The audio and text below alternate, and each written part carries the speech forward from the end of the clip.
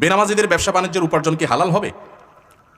হালাল হারাম হওয়ার সাথে উপার্জনের পদ্ধতি, উপার্জনের প্রক্রিয়া, হালাল হারামের যে বিধিবিধান সেটা মেনটেন করা না করার সম্পর্ক। একজন নামাজি, শুধু নামাজি না, তাহাজ্জুদ গুজার, দাড়িওয়ালা, টুপিওয়ালা, জুব্বাওয়ালা, মাশাআল্লাহ, আলহামদুলিল্লাহ, সুবহানাল্লাহ, সব কিছুই আছে। মাগার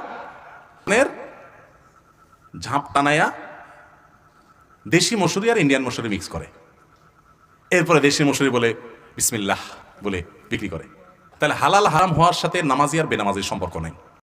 বেনামাজিদের ব্যবসা বাণিজ্যের উপার্জন কি হালাল হবে? হালাল হারাম হওয়ার সাথে উপার্জনের পদ্ধতি, উপার্জনের প্রক্রিয়া, হালাল হারামের যে বিধিবিধান সেটা মেনটেন করা না করার সম্পর্ক।